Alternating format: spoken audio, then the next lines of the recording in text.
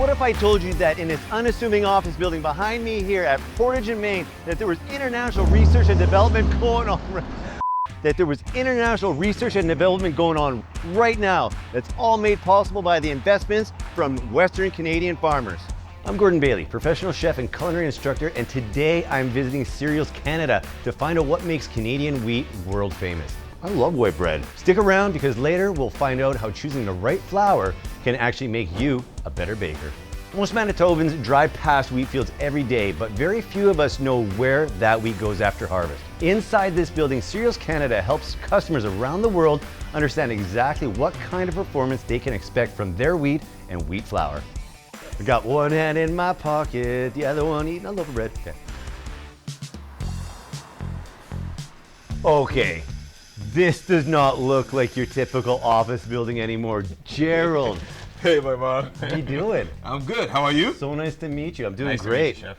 I can't believe you got a fully functioning flour mill up here on the 11th floor. This is crazy. Yeah. I mean, this is a pilot mill that we use to replicate milling conditions like around the world. Obviously, it's a pilot scale, so what that means, it's like a smaller scale commercial mill. And then we can alter different parameters just to reflect what we have in milling conditions across the world. So even weather conditions affect the wheat. Oh, definitely. It affects things like the moisture of the wheat, the hardness of the wheat, the protein quality and quantity of the wheat. It does affect all of that. So you want to see how the change in weather and weather patterns, change in humidity, change in temperature can affect the wheat, and then want to also share that information with our customers out there. Wow. Yeah, as you can see, the yellow pipes, these are our bins where we store wheat. If you look there, you'll see some wheat in that. It's a good thing you have these things color coded. Right? There's a lot of pipes here. And your customers are relying on consistency.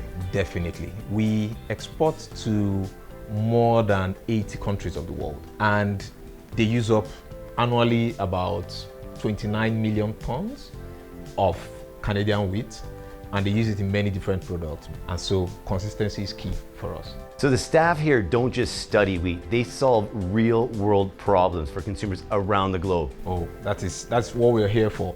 I mean, I knew a lot went into it, but this is an incredible amount, and such a neat thing to see in downtown Winnipeg. And this is one of a kind. You don't have a fully functioning mill in the 11th floor of an office building anywhere in the world. Here's something amazing. In Italy, there's actually a flour called Manitoba. It's named after our wheat because bakers there associate Manitoba wheat with strength, elasticity, and quality. Our partner for this video is the Manitoba Crop Alliance, which is the organization that represents Manitoba's wheat, barley, corn, flax, and sunflower farmers. If you want to see more stories about agricultural communities, hit the subscribe button and make sure to turn on notifications so you'll know when we share something new. Okay, so in this already mind-blowing facility, we've now gotten where the magic happens. This is the bakery. That's right, this is our pilot bakery. So in here, a lot of the times we're testing recipes and formulations using Canadian wheat.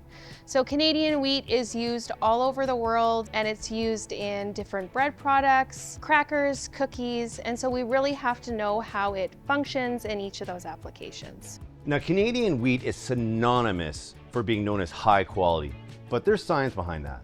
Yeah, correct. So high protein is what gives you a nice rise in your pan bread because you need a strong gluten network to trap gases and give you height. I understand how this matters on the world stage, but how does this apply to our great taste viewers?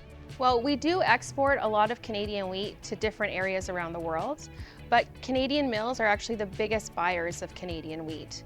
So your viewers are using Canadian wheat every day. But you gotta choose the right flour for the right job. So let's dive into these here and talk about the differences. So we've got our all-purpose flour. Right, so all-purpose flour is great for a lot of applications. It's very versatile. But what sets a lot of bakers apart is that they select flours with certain characteristics that give the quality that you want in different end products. So if you're gonna be baking, something, rather generic in a way, all-purpose flour. If you're not needing a certain level of protein content, that might be your go-to. Exactly, and you are going to get consistent great results using this flour. And then we've got here our bread flour. Right, so bread flour is this higher protein flour. It lends itself to trapping gases, and then when you have a loaf of bread, this is allowing that bread to rise and giving you that height and volume that you want. So you're likely not going to be using these in cookies because no one likes a tough cookie. That's right. So in cookies, you want something with a lower protein, and that's going to give you softness and tenderness in cookies or different pastries. Such as our cake and pastry flour. Exactly. And you just, like, I'm sorry, I'm making a mess here, but That's I'm just feeling all the differences. Here, we've got our double O flour. And we hear a lot of this in work with pizza doughs, different pasta recipes. Yep, so this again, milled to a certain specification. So it's a little bit lower protein than your all-purpose flour or your bread flour, but higher than your cake and pastry. It's gonna give you good chew and extensibility, and then that finer granulation changes the absorption properties, and that's why it's so good in pizzas.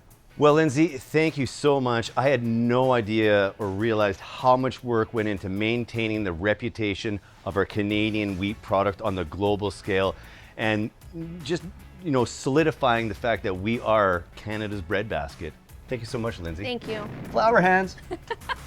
Today we learned that wheat isn't just a commodity. It's years of plant breeding, farming expertise, milling science, quality assessments, baking knowledge, and international trust, all working together. Canada's wheat is in high demand because of its consistency, high protein content, quality, and cleanliness. From Manitoba farms like these to kitchens all over the world, next time you reach for flour in your kitchen, you might just look at it a little bit differently.